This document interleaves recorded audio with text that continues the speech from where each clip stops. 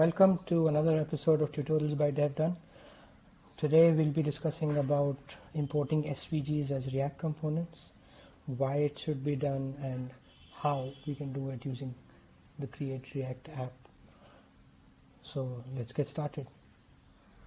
This arguably is one of the most commonly used syntax to import SVGs in our modern day React applications.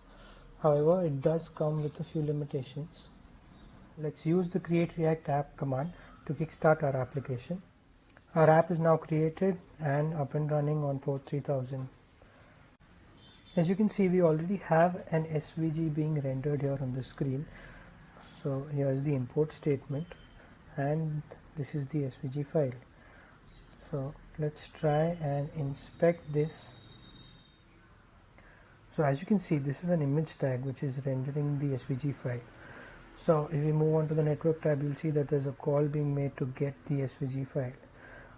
So consider a scenario where there are more than hundreds of such SVGs on the screen. We will be making 100 different calls to get those SVG files.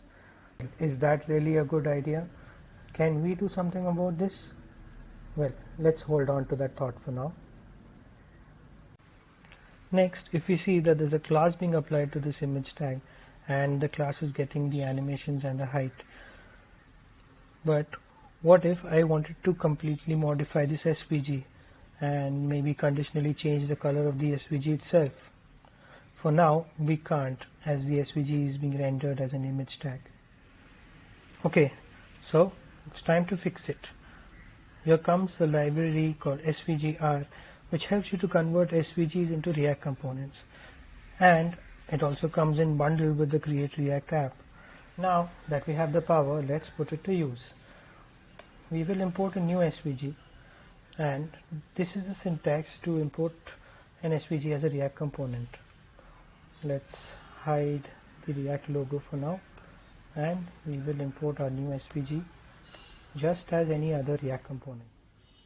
And now we have the new logo rendered on the screen. Let's inspect this, and as we see, this is an inline SVG element and it's no longer an image tag.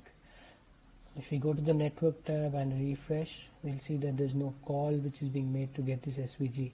So this SVG is now embedded inside the JS. For the next part, let's try to modify this SVG. So we'll start by giving it a width and a height property. Okay, and what we'll do is we'll change the opacity of this SVG to see if it works.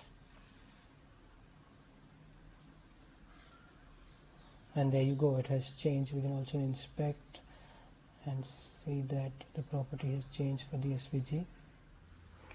Next, we'll add some logic to conditionally update the value of this fill opacity attribute. So let's add that here. So this is basically a set interval which will update the state with the property of opacity, which will be randomly generated. We'll use this state property here.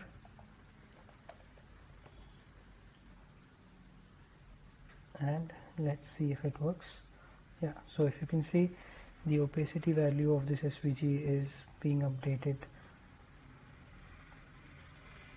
For today's video. Hope you liked the video, and don't forget to like, share and comment.